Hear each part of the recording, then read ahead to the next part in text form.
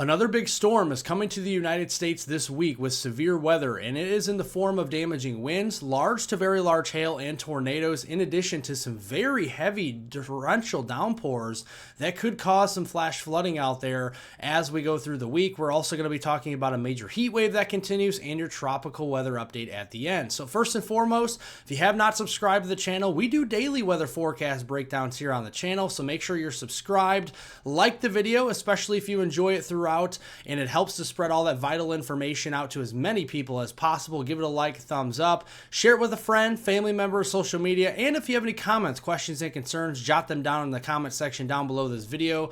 I will get to all and every single one of those comments afterwards. So let's look here at the slight risk of severe weather. This is a 2 out of 5 on the risk scale from portions of Minnesota, the Dakotas, all the way down through the plains in Nebraska, western Kansas, getting into the Oklahoma and Texas panhandle. The slight risk over in the northeast into northeastern Pennsylvania, northern New Jersey, and New York State, western Connecticut. That was mainly for the storms this morning. Those have since dwindled and been moving out as we speak. But the main concern will be for some intense damaging winds again across northern Minnesota, including the Arrowhead of Minnesota here. Wind gusts could be upwards to 80 miles per hour as we go into the afternoon and evening, in addition to some very large 2-inch diameter hailstones. That is apple size or larger. So make sure you are parking your car under an awning or in your garage, because apple size hail can certainly do some big damage out there.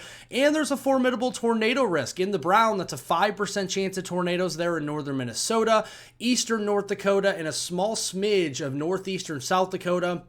In the green, that's a 2% chance of tornadoes extending down there into eastern South Dakota, even into central Nebraska this afternoon and evening. No surprise we're seeing this again today. Instability, this is your storm energy, and we have up to 4,000 joules per kilogram, and it's very far north again up here in Minnesota. That's why we have the slight risk that far north. And here we go. Here at noon time frame, we are watching a couple of isolated thunderstorm cells developing in central North Dakota, a couple of them perhaps into northwestern Minnesota. We go into the middle of the afternoon, 3-4 o'clock. That will continue there across North Dakota, northwestern Minnesota here. A couple of isolated storm cells beginning to pop up. These could be supercells that produce large hail, damaging winds, and an isolated tornado into central Nebraska and western Kansas. And then as we go into the evening hours, the coverage will become more scattered, and not everybody will see these thunderstorms. Probably 70% of us will stay dry through the day, but one of us that get under those storms could have the hazards of damaging winds,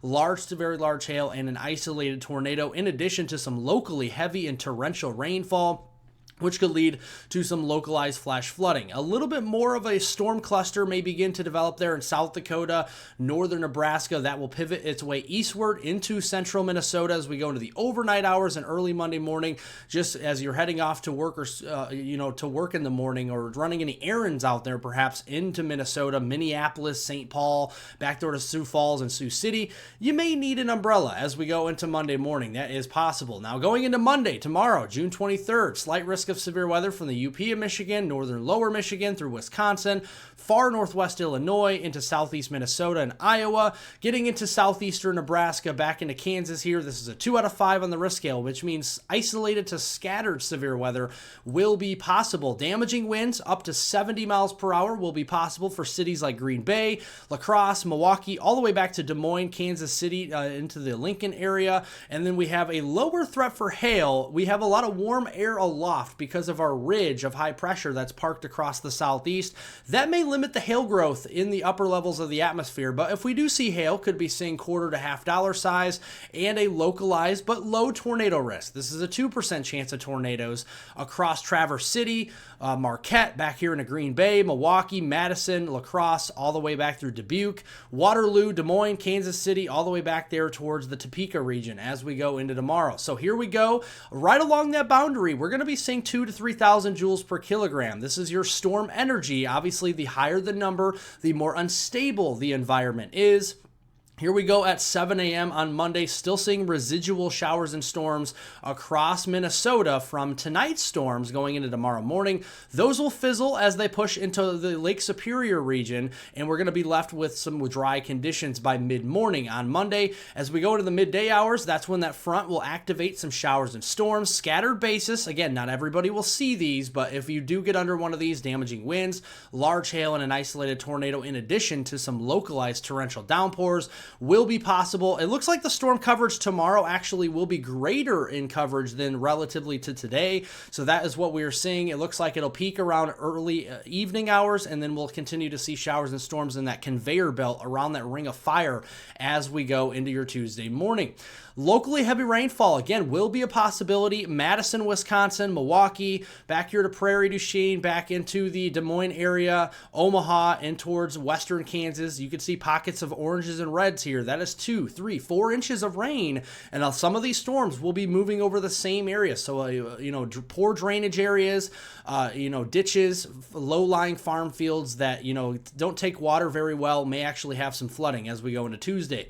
Going into Tuesday, June 24th, slight risk back here in the high plains, eastern portions of Wyoming, the panhandle of Nebraska.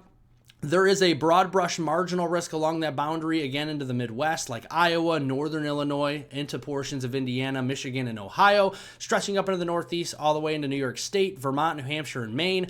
There is an area of concern that we could be seeing the potential upgrade to a slight risk somewhere across Iowa, northern Illinois, and northwest Indiana, as we potentially could be seeing a line of thunderstorms develop during the afternoon there. Now, this is just one model run, so don't take this and run with it, but there is a chance that an upgrade to a slight risk could be here, and we could be seeing winds up to 70 miles an hour, quarter-size hail, and an isolated tornado threat here, but at least the tornado threat should be low on Tuesday, just given the fact that this is a line of storms, not in individual storms like you see with supercells. Now, looking here at the pattern ahead into late June here, we're going to be seeing a big ring of fire pattern. You have a big ridge of high pressure here in the southeast. You got the flow around it here, which is clockwise, and you can see that with our jet stream. The storm track is up and over top of the ridge of high pressure, and that is where our storms will reside as we go through the last week of June. Lots of storm energy out there. The reservoir of storm energy is very large across the central and eastern United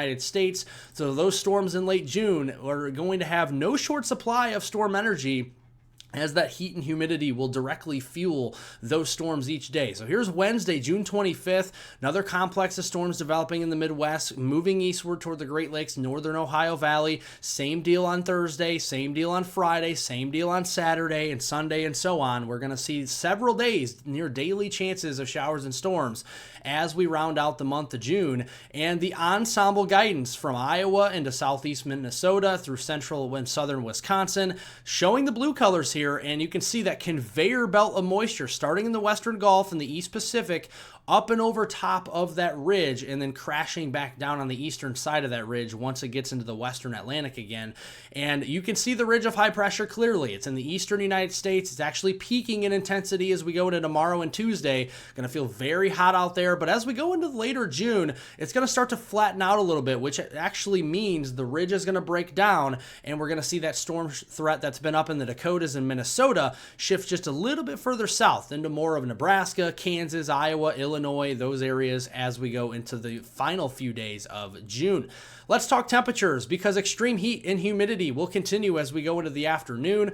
Back into the triple digits we go across the central and northern plains, widespread mid and upper 90s all the way up into Wisconsin, Marquette, Michigan, into portions of Indianapolis. It's going to be very hot.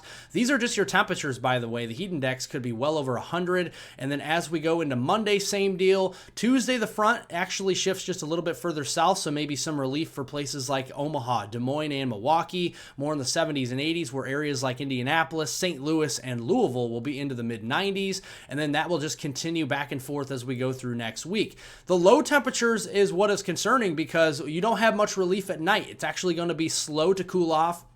across a lot of the Ohio Valley, the Great Lakes region, the Midwest, Northeast. So a lot of our low temperatures are actually going to be in the mid and upper 70s for the next few days until that front kind of crashes through later on in the week. Then we may see more 60s than 70s for a little bit of a silver lining there. Our fire weather risk for today here across the Four Corners region is elevated up into Wyoming. So be weary of that as we go through the rest of your Sunday. Same deal as we go into Monday. The fire weather risk is reintroduced across the Las Vegas area in Nevada, and then on Tuesday, same deal. It's really across the Four Corners region up into southern Wyoming. So an elevated wildfire risk will be possible there as we go through the next 72 hours. We look here at the East Pacific. The National Hurricane Center has a 70% chance of a new tropical system. Whether that's a tropical depression, tropical storm, or hurricane remains to be seen, but there is a high likelihood of that developing as we round out the month of June here, and we look at that on some of the models here. You can see on the European model,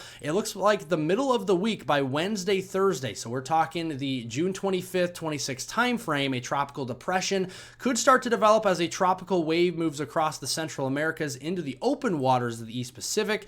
It is heading westward, so we could actually start to see some rip current risks there into the southern coast of Mexico by the end of June, and maybe a formidable system of a tropical storm or Cat 1 hurricane as we get to closer to the start of July. That's something that we're going to continue to monitor. Obviously, we look at the Atlantic side. It's been very inactive, but right now there is a 10% chance of a tropical system developing.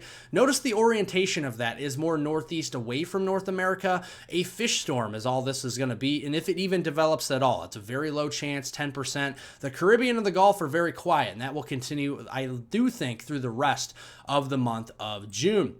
Well, thank you all for watching. I definitely appreciate it. If you enjoy my forecast, be sure to subscribe to my channel. We do daily weather forecast breakdowns right here on the channel. We'll do another one tomorrow. Make sure your post notifications are turned on so you're notified for future videos and live streams I do on the channel. Like the video if you enjoyed it. Give it a thumbs up. Share it with a friend, family member on social media. Always helps to get this information out to more and more people. And of course, if you have any comments, questions, and concerns, jot them down in the comment section down below this video. I'm here all day long, 24/7. to answer all comments, questions you may have on the weather or anything regarding that. Thank you all for watching and have a wonderful rest of your weekend out there.